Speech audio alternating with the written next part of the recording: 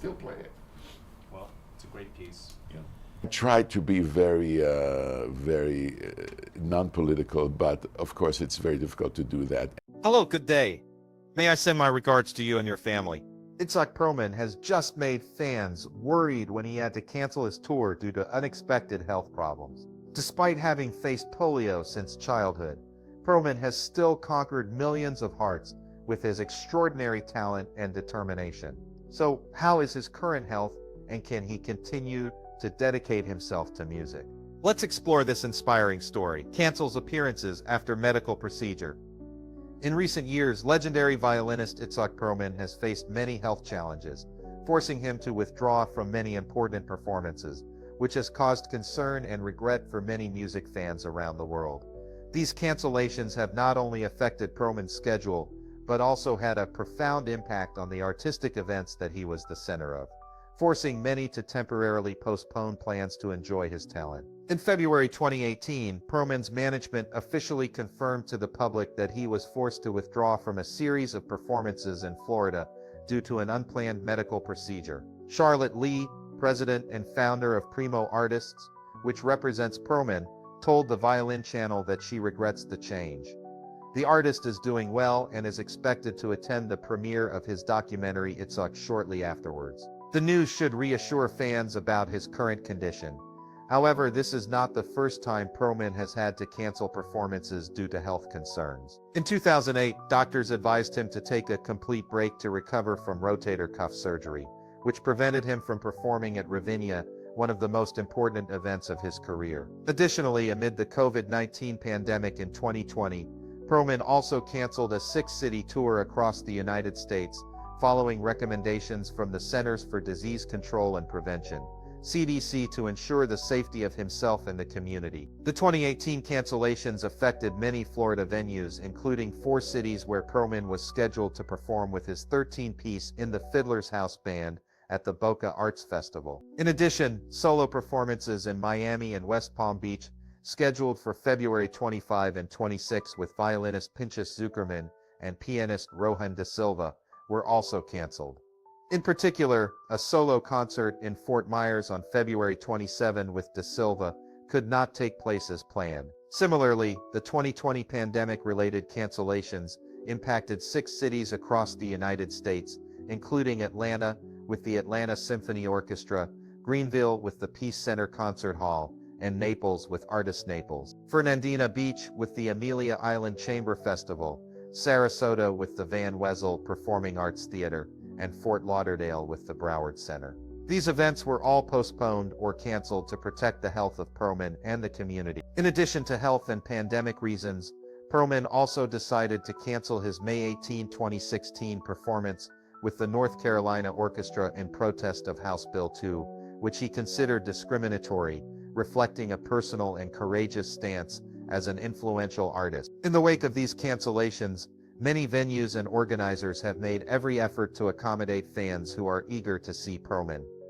For example, the Fort Myers Community Concert Series has rescheduled its canceled 2018 concert for March. Other venues affected by the 2020 cancellations have also announced that they will honor old tickets and refund audience members when the concerts are rescheduled, to minimize disappointment and maintain support for the artist. Following his 2018 medical procedure, Perlman has thanked his fans for their well wishes and heartfelt concern.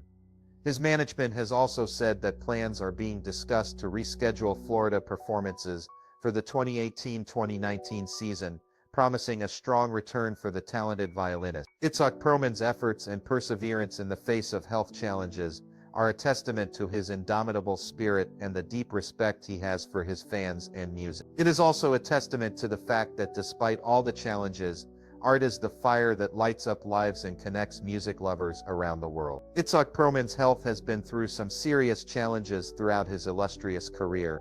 So what exactly did Perlman suffer from, and how did it affect his life and artistic career? Facing illness before Itzhak Perlman had even begun his career as a musician, he was diagnosed with polio, which abruptly changed the trajectory of his life. The violinist's fight against this painful condition has become an integral component of his identity as a musician and champion for the art. After waking up one morning in Tel Aviv in 1949, Itzhak Perlman, who was just 4 years old at the time, came to the terrifying realization that he was unable to stand up.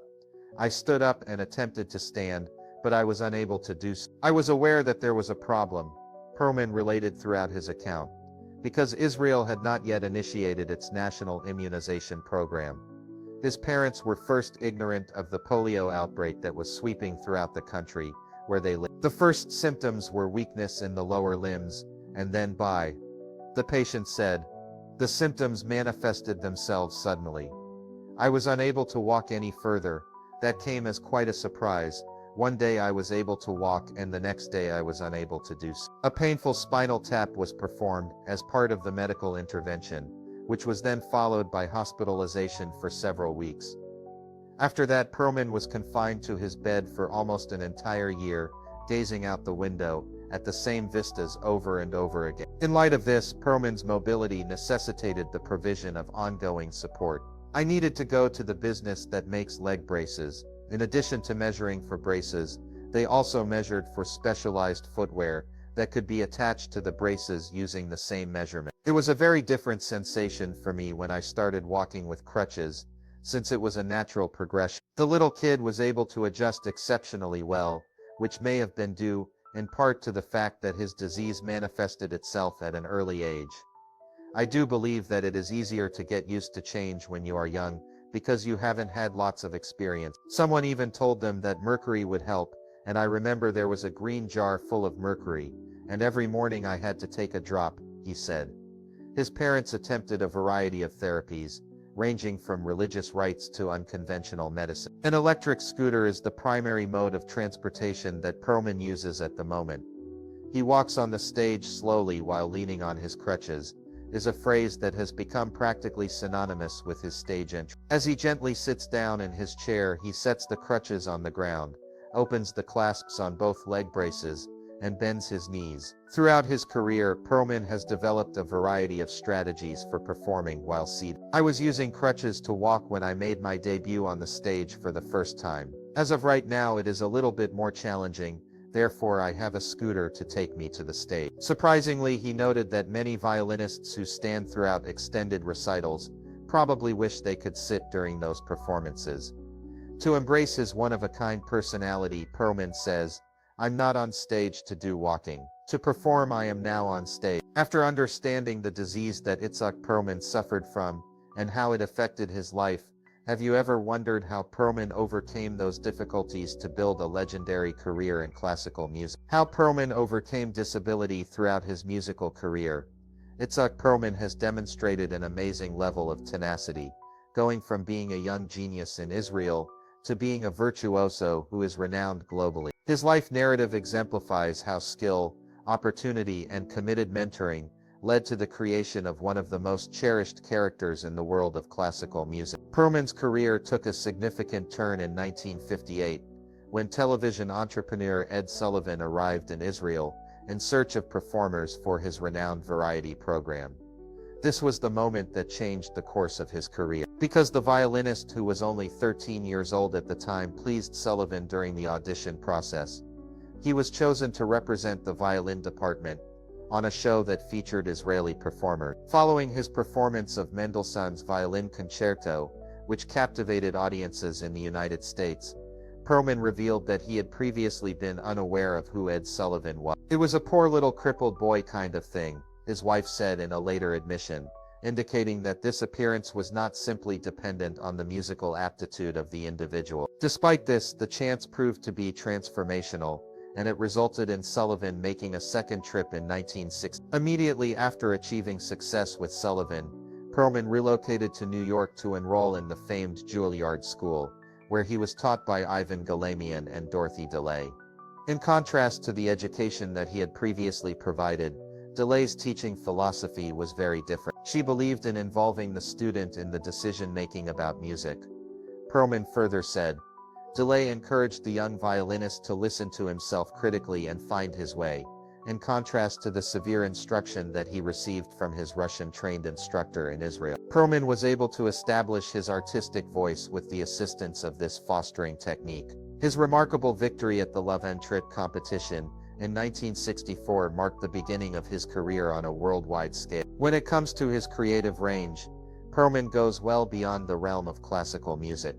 Among his other musical endeavors, he has worked with jazz pianist Oscar Peterson, played klezmer music, and even participated in bluegrass. The Emmy Award was bestowed upon him for his album In the Fiddler's House from 1995, which included klezmer musicians. Furthermore, Perlman donated his abilities to several film soundtracks, the most notable of which was his performance of John Williams' theme for the film Schindler's List. Throughout his career, he has performed on stages with illustrious individuals, like as Yo-Yo Ma, Pinchas Zukerman, and Jesse Norman. On the day of President Obama's inauguration in 2009, Perlman was there alongside Yo-Yo Ma among the attendees. The Presidential Medal of Freedom, 16 Grammy Awards, and 4 Emmys are just some of the accolades that he has received for his outstanding accomplishment. After an extraordinary journey of overcoming his disability to build a legendary career, will Itzhak Perlman soon return to the stage to continue bringing great performances to his fans? What do you think about this possibility? Return to the stage following the completion of his surgical operation. The future of Perlman's concert schedule has been a significant concern for audiences all over the world who are passionate about classical music. Perlman's management claimed that conversations were taking on regarding the possibility of rescheduling these engagements during the 2018-2019 season, when he decided to withdraw from his 4-date tour in Florida. The habit of delaying events rather than canceling them permanently has evolved into a regular way of doing things. Indeed, all of the concerts that were affected by the Omicron variant spike were rescheduled for April 2022, after Perlman was forced to postpone his West Coast tour in January 2020. To be more specific, the performance of An Evening with Itzhak Perlman, that was scheduled to take place at Davies Symphony Hall on January 16, was delayed to April. Similarly, appearances held in Seattle, Los Angeles, and Escondido were rescheduled to take place during the same period. Despite the difficulties he is experiencing with mobility, Perlman continues to sustain an active performance schedule. On September 28, 2023, he presented a concert at the Music Center at Strathmore in Bethesda, Maryland, which was completely sold out. This marked the beginning of his During October 2023, he visited New Jersey to give a presentation of his autobiographical program, and also played with the Utah Symphony in front of another crowd that was completely sold out. After the COVID-19 epidemic, Perlman made the following observation about his health: life is beginning to return to its normal state. Having said that, I am quite cautious when it comes to wearing masks. I have the impression that we are not yet out of the woods. How he approaches touring acknowledges the additional challenges that have arisen.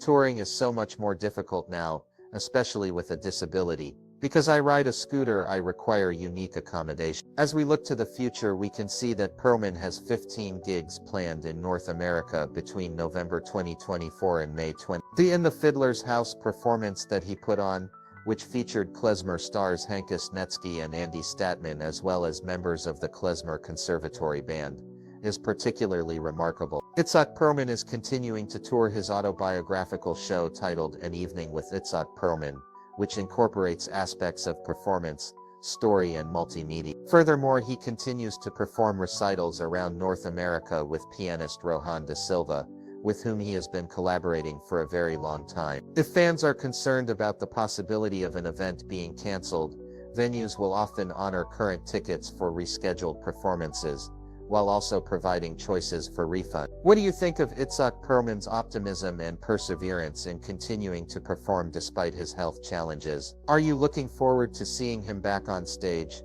Please share your thoughts in the comments section below. We would love to hear from you. And don't forget to like the video and subscribe to the channel for more interesting updates. Thank you and see you in the next video.